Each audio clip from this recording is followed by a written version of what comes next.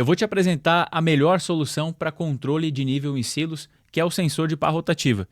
Nós vamos falar dos detalhes construtivos desse sensor, dos detalhes do funcionamento. Eu vou instalar um também para demonstrar e também para ensinar como que faz e ainda realizar algumas medições aqui que vão servir para o dimensionamento dos componentes que vão à volta desse sensor. Então, se você gosta desse tipo de conteúdo, já se inscreve no canal, ativa o sino de notificações e fica comigo nesse vídeo que você vai conhecer todos os detalhes. Então, pessoal, tá aqui o sensor de pá rotativa, ele se parece um pouco com um motor, né? E realmente tem um motor aqui dentro. O funcionamento é um pouco diferente de outros tipos de sensores que geralmente utilizam princípios elétricos, né? Nesse caso, é mecânico. Nós temos um motor aqui que é super reduzido e de uma potência muito pequena também, até porque por conta da redução não precisaria ser grande e até porque isso aqui não serve para movimentar nada. Então nós temos um motor pequeno aqui, com consumo pequeno também, mas que é bastante reduzido e gira esse eixo aqui bem lentamente. Na ponta do eixo nós temos uma pá e por isso o nome do sensor é sensor de pá rotativa, porque essa pá aqui ela vai ficar rotacionando enquanto não houver nada que impeça essa rotação.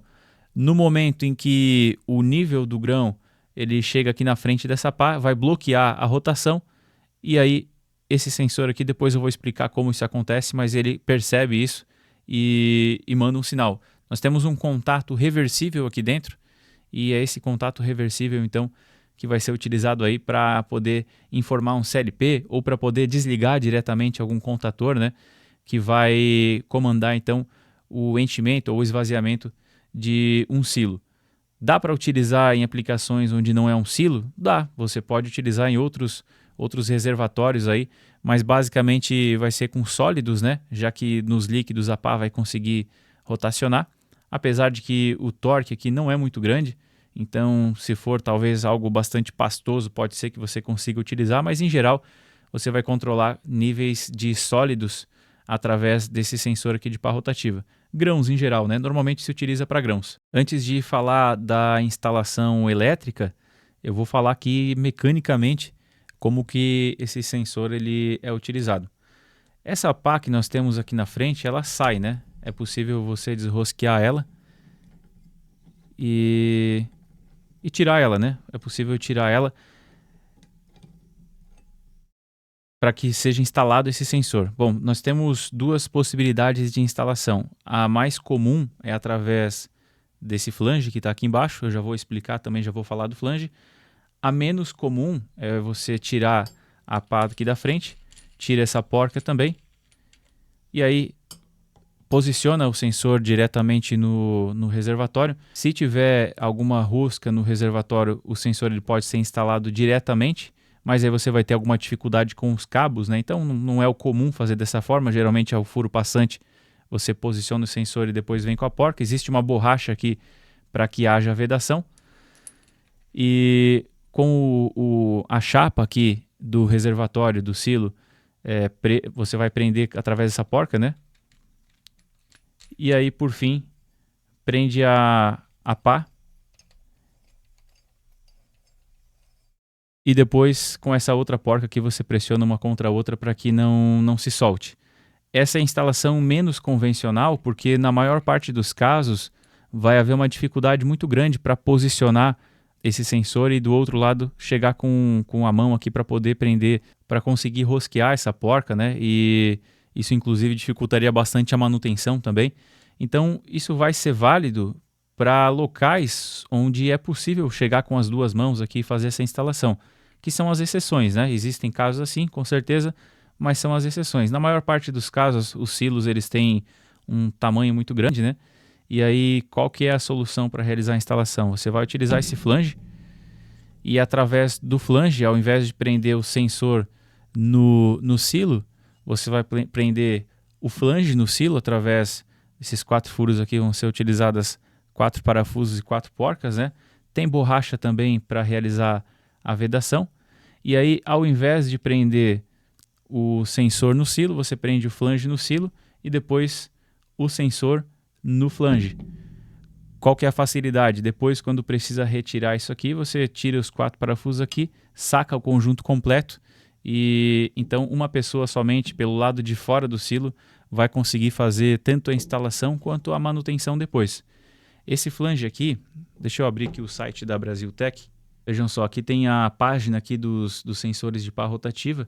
O flange ele pode ser adquirido separadamente, então tem a opção de adquirir separadamente, e você pode adquirir também só o sensor, caso deseje, né? Imagina uma futura manutenção, você consegue comprar só o sensor, ou ainda numa instalação em que não seja necessário o flange, consegue comprar só o sensor.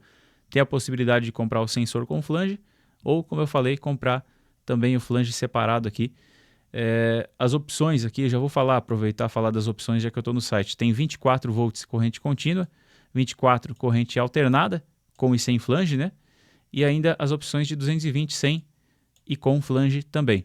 E aí o flange separado. Ainda na parte mecânica aqui, né? Nós temos uma conexão aqui para o aterramento, já que o silo ele vai precisar estar aterrado, né? Ele é metálico. Nós temos aqui também toda a carcaça aqui metálica e, portanto, é necessário fazer o aterramento aqui também.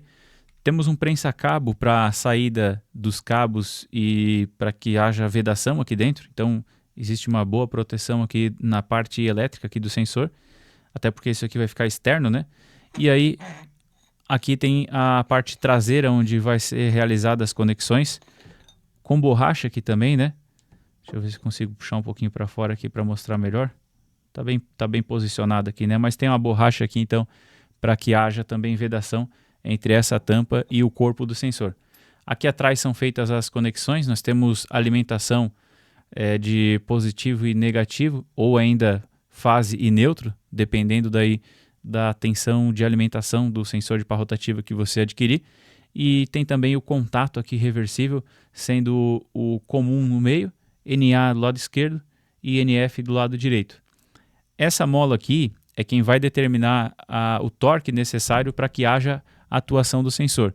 Se você trabalha com um grão mais leve, pode acontecer, dependendo da circunstância, do sensor ele conseguir vencer o peso desse grão e ele conseguir continuar rodando. Então, com grão, na verdade, é difícil porque ele vai ter algum certo peso, mas talvez trabalhando com algum outro material, né, que seja muito leve, esse torque aqui do motor ele pode ser maior do que a força necessária para parar esse rotor, e aí o sensor pode continuar rodando e não atuar ainda que o nível esteja em cima dele aqui, né? O nível tenha chegado já no sensor. Então, através dessa mola aqui você consegue regular esse torque para que ele seja maior ou menor. E em alguns outros casos também você quer que esse torque seja maior, então é possível fazer essa regulagem. Basta reposicionar essa mola aqui. Dentro do sensor nós temos duas chaves fim de curso, e essas chaves fim de curso elas fazem com que o rotor com que o motor, na verdade, ele deixe de ser alimentado quando o nível chegou nele, para que, enfim, o rotor bloqueado no motor poderia causar uma sobrecarga aqui dentro e, além de consumir mais energia, trazer problemas para o motor, né? O que seria mais grave, inclusive. E então essa alimentação ela é interrompida e o outro contato serve para que nós tenhamos então o sinal aqui que vai para um CLP, vai para algum outro controlador, vai para um contator, talvez está indo direto na bobina de um contator, né, para que haja a interrupção da alimentação quando o nível está alto ou ainda quando o nível fica baixo, para que acione esse contator. Aqui não vai dar para ver, mas os dois fins de curso que nós temos aqui são fins de curso desses tradicionais, que inclusive a Brasiltec vende também. Então, no momento de alguma falha elétrica desse equipamento, você consegue substituir esses fins de curso aqui com um custo baixíssimo, baixíssimo mesmo. Mecanicamente falando, é tudo muito robusto aqui, é tudo metálico, né? Então, mais difícil de acontecer algum problema, mas pelo tempo de uso, eventualmente, depois de alguns anos, você pode ter problemas elétricos aqui devido à quantidade de acionamentos e desligamentos. E essa manutenção, então, ela pode ser feita se for do seu interesse, e ainda que não seja um equipamento caro, né? O sensor de pá rotativa, ele é bacana porque, apesar de ser uma solução muito robusta, ela não é tão cara quanto outras soluções que às vezes não têm a mesma robustez.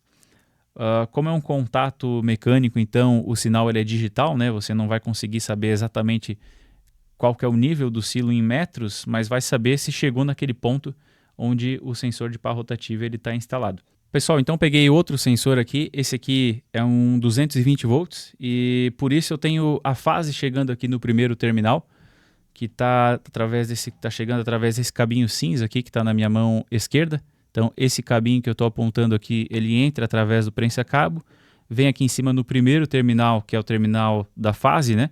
E também no quarto terminal, que é o comum do contato.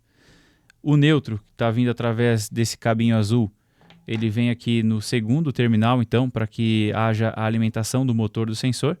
E ainda nós temos o retorno dessa fase que está aqui no comum, então ela retorna através do contato fechado, está vindo aqui nesse sinalizador, e do outro lado do sinalizador nós temos esse mesmo neutro aqui, para que esse sinalizador ele acenda de acordo com o funcionamento aqui do sensor. De acordo com a atuação do sensor, nós teremos o acionamento ou o desligamento desse sinalizador de LED. Então eu vou ligar esse circuito aqui para que nós possamos acompanhar o funcionamento. É lógico que eu não tenho como trazer um silo aqui para o meu ambiente de gravação, então nós vamos fazer aqui na mesa mesmo. Acho que vai ficar claro o funcionamento, até porque é bastante simples. Acabei de energizar o circuito aqui, nós temos o funcionamento do motor. Talvez vocês, se precisa ficar acompanhando aqui por algum tempo para perceber o movimento. Como eu falei, o movimento é bastante lento, existe uma redução muito grande aqui dentro, para que não seja necessário um motor com alguma potência mais significativa, né? Mas o eixo aqui vai se movimentando. Nesse caso, como eu estou usando o contato fechado, o sinalizador está ligado. O sinalizador, nesse caso, podia estar representando o contator que manda ligar o motor, que vai encher o silo. E aí, no momento em que o nível do grão ele chega até na pá rotativa, isso aqui vai travar essa pá, e aí desliga primeiro o contato, e em seguida desliga também o motor. Eu consigo perceber que o motor está desligado por conta da vibração aqui na minha mão. Eu conseguia sentir alguma vibração enquanto o motor estava ligado e agora essa vibração cessou. A gente já vai fazer medições aqui também para acompanhar isso aí, mas basicamente então nesse momento nós não temos mais o funcionamento do motor. E essa pá aqui ela vai ficar travada pelo nível do silo, né, pelos grãos, e o peso do grão não vai ser, a mola que tem aqui dentro não vai ser suficiente para movimentar esses grãos. No momento em que o nível do silo começa a baixar e aquela mola ela começa a ter uma força maior do que a força necessária para movimentar o resto de grão que pode ficar aqui em cima, aí volta a ligar o contato e o motor volta a fazer com que essa pá aqui na frente se movimente. É uma solução relativamente simples, se parar para pensar, né? Só que a robustez que isso aqui traz é enorme. O sensor de pá rotativa é a melhor solução para silos por alguns motivos, e talvez o principal deles seja essa questão da robustez. Sensores aí em geral que seriam capazes também de detectar esse tipo de armazenamento, às vezes acabam esbarrando nessa questão da robustez, acabam tendo muitos problemas elétricos, né?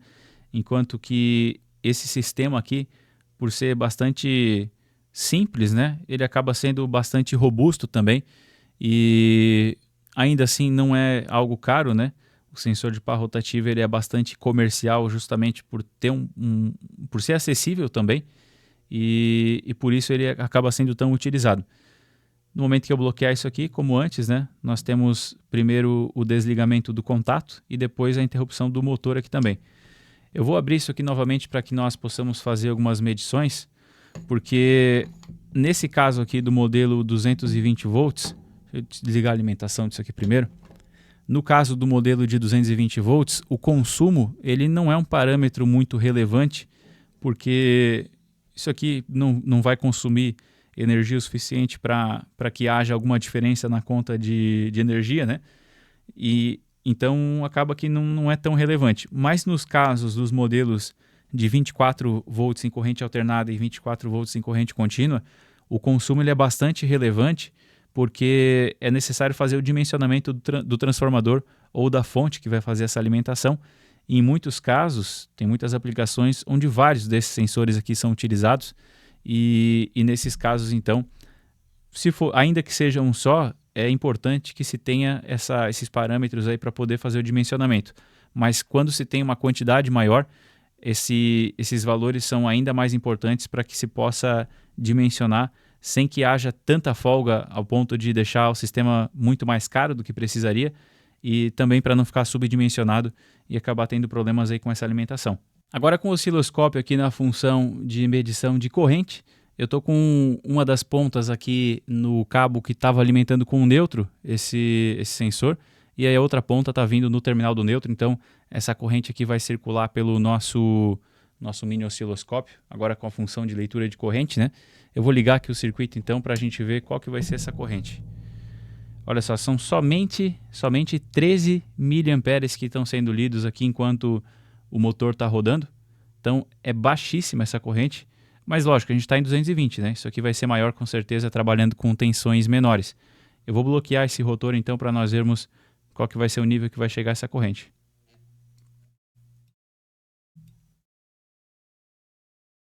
Ela baixou para 0,008 miliamperes.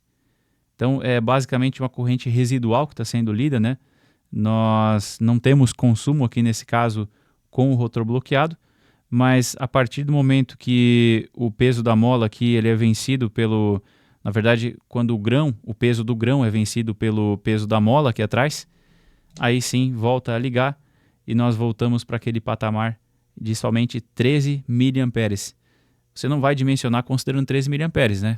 Considera já um valor um pouquinho maior para ter alguma folga, até porque de equipamento para equipamento vai ter alguma pequena diferença, né?